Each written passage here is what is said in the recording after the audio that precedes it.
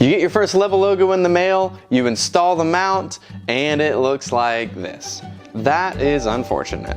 All you need to do is go back to your box, find this little package here, scan the QR code, and I'm realizing now that you probably already scanned the QR code, and that's the only reason you're here. So good job, you are a go-getter. Anyway, in the back of this, you're gonna see 3 little clips. We're gonna use those to make sure that your guitar and your Level logo look perfect.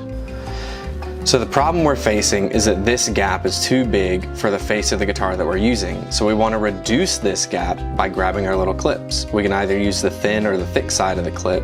I'm just gonna start with the thin side here. And I wanna do this horizontally. I don't wanna come in at an angle because I might break this little clip. It's not that big, it's not that strong. So I wanna come in horizontally so I don't break the clip.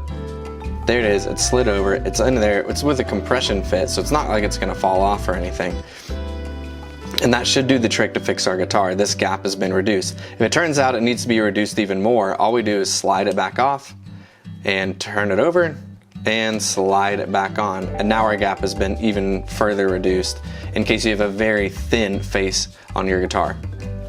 All right, so here we have a pretty big gap on our mount and the face of this guitar. So no problem. We're just gonna lift this leg of the mount up and we're gonna grab our clip. I think it looks like a pretty big gap, but I think we're just gonna need the thin side of this. So we're gonna slide that over the bottom and we're gonna put it back in the guitar. And now even when I pull up, push down on it, I don't really have any give. It's stuck right here. And then I'll continue to do that on the other legs of this guitar because it feels like all 3 of these actually need it. So here's this guitar, we're all done now. I actually ended up using the thick side just on this one. It seemed to want to pop up a little bit more than the others.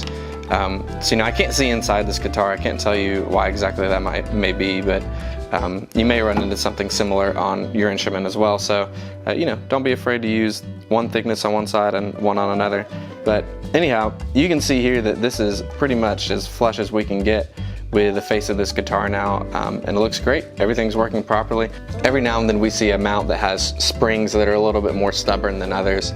When that's the case, just try to locate your mount right in the center of your sound hole, and you'll see that helps reduce some of this issue as well. But primarily, you'll find that the clips are gonna reduce this all the way, and yeah, that's really all you need to do.